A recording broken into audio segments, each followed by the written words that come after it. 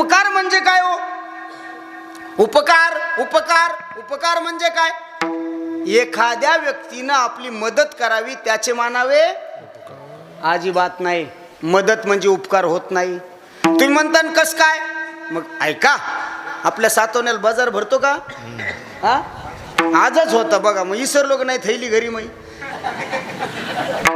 आजचा बाजार होता. एक माणूस सातवण्याच्या बाजारमध्ये गेला. आता मदत म्हणजे उपकार जर असेल तर मग कसं उपकार होऊ शकत नाही मला तुम्हाला सांगायचंय. एक व्यक्ती बाजाराची पिशवी घेऊन बाजारात आला आणि त्याच्या मागे एक देशप्रेमी आला. देशप्रेमी तर कळाला ना तुम्हाला? हा, तुम्हाला प्रमाण नाही कळायचं पण ती रट्याला कळाला देशप्रेमी. हे तुमचं मोठेपण आहे. चला, देशप्रेमी आला. त्यानं त्याला 100 रुपयाची मदत मागितली. ए दादा, मला 100 रुपये दे.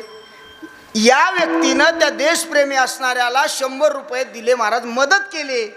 आता जर मदत जर उपकारात जर कन्वर्ट होत असेल तर यानं त्याला मदत केली म्हणजे याच्यावर उपकार केले. पण असं होत नाही. त्याला जे 100 रुपयाची मदत केली त्या मदतीचं रूपांतर पापात झालं. पापात काय झालं? ते 100 रुपयाची पिऊन आला. 100 रुपयाची पेली हे झालं पाप. नुसता पिऊन थांबला नाही, कारण ते तसं गप बसत नाही. त्यानं घरी जाऊन बायकोला हाणलं. पेला हे झालं पाप. बायकोला मारलं हे झालं महापाप. सासुरवाडी गावातलीच होती. बायकोनं बापाला फोन केला. त्यानं 2-4 पोरं पाठवून याला हाणलं. आता हे कोणतं पाप मला नाही माहिती.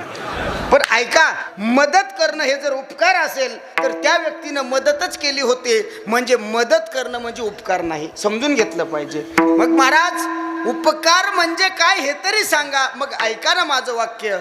एखाद्या व्यक्तीनं आपल्याला मदत करावी.